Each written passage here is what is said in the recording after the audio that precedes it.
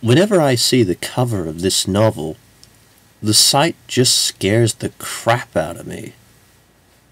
If you thought wrinkled old E.T. was a disturbing creature, confused Matthew, then try a blood-spattered Lady Penelope with the flesh of her jaw missing. Ugh. But I'm not reviewing Pride and Prejudice and Zombies, thankfully. Rather, I'll be covering Stephen King's Cell, a more conventional horror novel, if only for the reason that it doesn't reanimate a literary classic and give it a hankering for brains.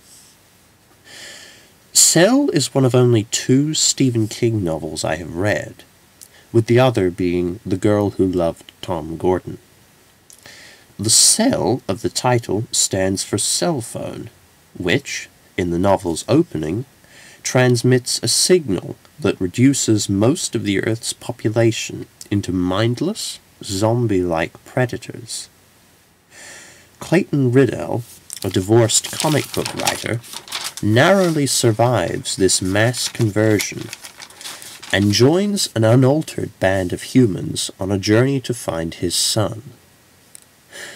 Stephen King is the undisputed master of the macabre, but I'd imagine that gore and mayhem would be difficult for anyone to convey naturally in the written medium. King's Cell, however, is visceral and bloody, and never feels forced in those areas. To say that Cell is a page-turner would be an understatement. The first few chapters are a thrilling, relentless, brutal ride, and soon ripen into a tense, foreboding odyssey as our heroes become pariahs of both the humans and undead. King's treatment of his zombies is quite innovative. Headmaster Ardai, an endearingly old-school supporting character, explains to us that the phoners, in an idea borrowed from Neil Stephenson's Snow Crash, are humans stripped of all reason and inhibition, reduced to the barest impulses of the id.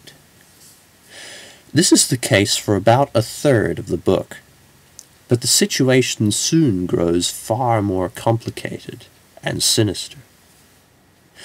The mad phoners grow more communal and organized, wielding queer powers of telepathy, even as the human survivors become squirrely and untrusting, and are drawn in flocks to music for rebooting. Fragments of plotting and problem-solving are returning to this savage horde as the signal, or pulse, erodes, constantly mutating. The characters of Cell are complex and enjoyable, though Clay Riddell is less developed alongside the likes of Tom, Alice, and Jordan. Riddell is more identifiable by what he isn't, but he does have the appeal of a resourceful leader, but phased enough to be emotional. Tom McCourt adds some slight and not unwelcome comic relief as the quiet, urbane, gay guy of the bunch.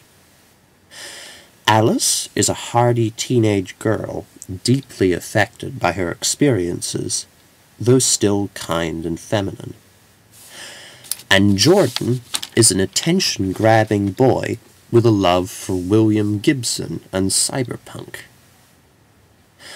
The dialogue is realistic, and while most of Cell's conflicts are external, the world and carnage are so vivid, the characterization so crisp, and the zombies so tantalizingly hideous, that these broader conflicts work perfectly with King's vision.